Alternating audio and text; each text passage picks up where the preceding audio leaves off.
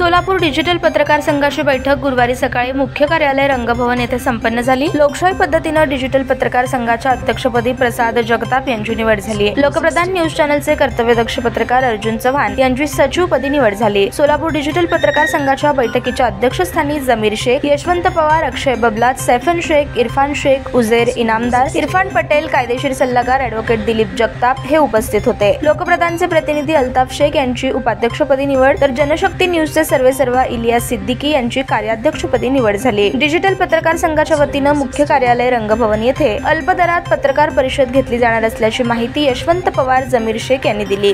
Digital पत्रकार संघ सोलापूर ची आज बैठक झालेली आहे। बैठकीमध्ये सोलापूर शहरातील पदाधिकाऱ्यांची निवड करण्यात आलेली आहे।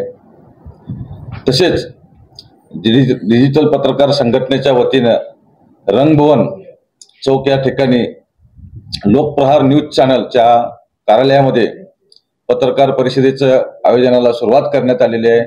सोलापूर शहर जिल्ह्यातील नागरिकांना माझी विनंती आहे, ज्यांना असं वाटतंय की आमच्यावर अन्याय झालेला आहे, अत्याचार झालेला आहे, आमची बाजू कोणी ऐकत नाहीत किंवा आमची कोणी दखल घेत नाहीत, अशा लोकांना मी आवाहन करतो की त्यांनी डिजिटल मीडिया पत्रकार संघटनेच्या पत्र परिषदेमध्ये यावं, त्यांनी त्यांचं म्हणणं मांडावं।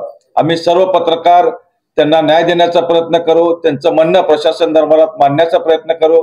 तरी सोलापूर जिल्ह्यातील नागरिकांना माझी विनंती आहे की ज्याच्यावर अन्याय झाला, अत्याचार झाला, की ज्यांना असं वाटतंय की आम्हाला न्याय मिळाला नाही, प्रशासन आमच्यावर अन्याय करते, अशा लोकांनी डिजिटल मीडियाशी संपर्क साधावा, त्या ठिकाणी पत्रकार परिषदेमध्ये सहभागी व्हावं। निश्चितच त्यांना आम्ही सर्व पत्रकार त्यांच्या बातम्या लावू आणि त्यांना न्याय देण्याचा प्रयत्न करू, इतकंच या ठिकाणी मी सांगतो। धन्यवाद।